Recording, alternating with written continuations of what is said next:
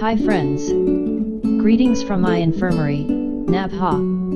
In this video we're presenting the Visco-expression of nucleus in manual SICS from a temporal approach.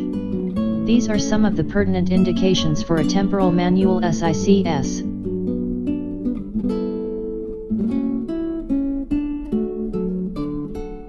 Side port entry is made at around 90 degrees from the main tunnel.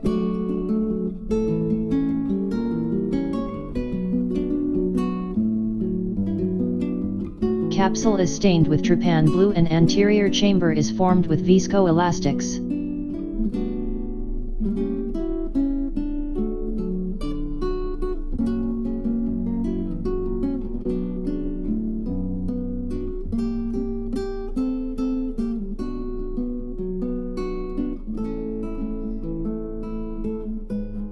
Large continuous curvilinear capsulorhexis is what we aim at in most of our cataracts. We prefer to stay just under the pupillary margin with our cystotome. If rhexis tries to extend in such cases, it has to be detected early, as once it crosses the line of control there is no rescue. And we can't afford extension beyond the equator in any case. A larger rhexis aids in easy prolapse of the nucleus-epinucleus complex without any stress on zonule and without compromising the posterior capsule.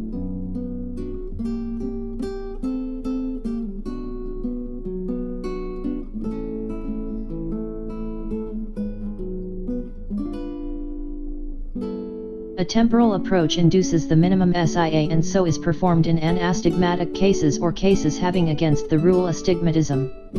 Ametropia is planned for this eye. Acanthus-based minimal conjunctival peritomy, a minimal heat cautery and a partial thickness, 4.5 mm sclerocorneal/limbocorneal tunnel with Blumenthal radial cuts and side pockets is performed.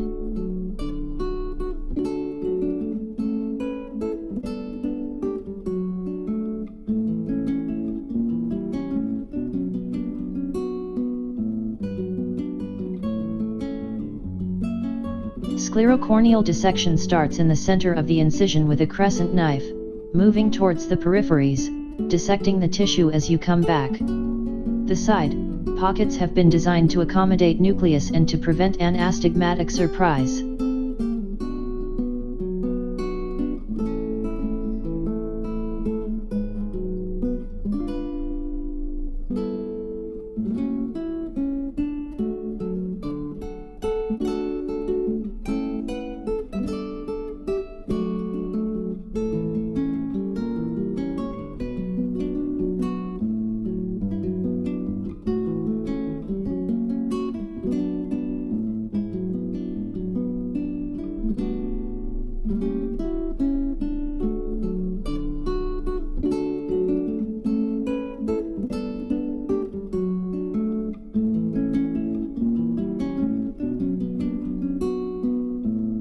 Main entry is made with 2.8 mm keratome.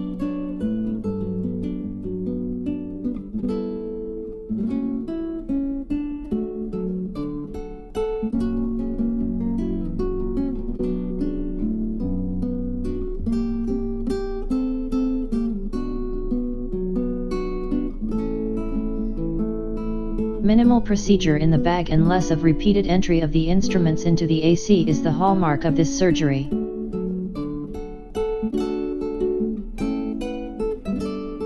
A gentle hydrodissection is performed with a 26-gauge cannula and the nucleus is tapped on the opposite side to release the trapped fluid behind it. With slight curvilinear movement of the cannula, the nucleus is released of adhesions it might have with the corticocapsular covering. The same cannula is used to cartwheel out or tumble the nucleus out of the bag, into the anterior chamber. We do not perform nucleus tumbling where zonule are suspected to be weak. The hydrocannula is then exchanged with a visco cannula to inject visco all around the nucleus and to build up visco pressure in the AC. The visco cannula is then withdrawn slowly and during this maneuver the lower lip of the corneoscleral tunnel is pressed to first help engage the nucleus into the tunnel, and then slowly visco-express the nucleus out of the AC. Engagement of the nucleus in the tunnel is the key factor to perform this maneuver. Visco does not let the AC collapse at any point of time and has a cushioning effect on the posterior capsule as the nucleus is prolapsed out of the bag and the anterior chamber. The entire process is safe to the endothelium as the nucleus is imposing the pressure on stroma of the cornea and sclera and not the endothelium. Irrigation aspiration is started from the main tunnel and areas that cannot be reached from the side port are cleared. Rest of the irrigation aspiration is continued from the side port. Ensure removal of every hidden chunk of cortex in every case. Posterior capsule was clear and PC polishing was not attempted in this case. This is another advantage of cortical cleaving hydrodissection.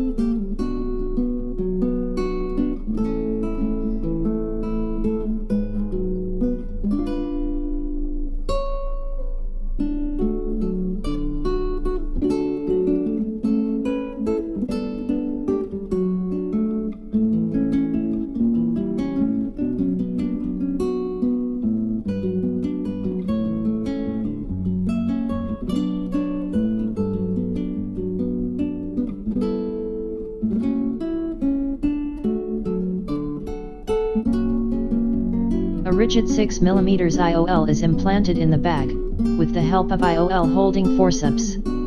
Take care that leading haptic goes into the bag. The trailing haptic is gently guided into the bag with the IOL holding forceps, a button dialer or Visco cannula itself. IOL haptics should never be left in the sulcus.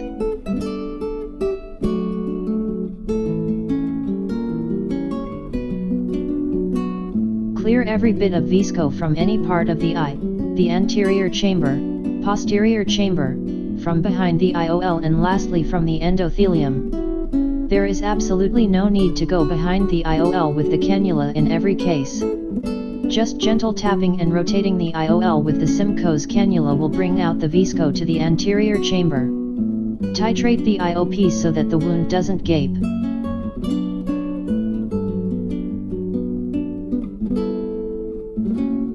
We do not use intracameral moxifloxacin injection as a routine. We instill some drops of moxifloxacin in the conjunctival sac and rescrub the lashes with 5% povidone iodine before dressing the eye.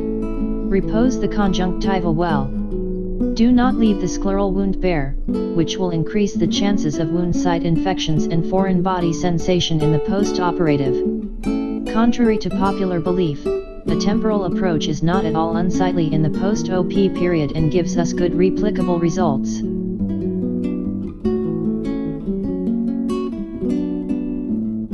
Thanks for watching.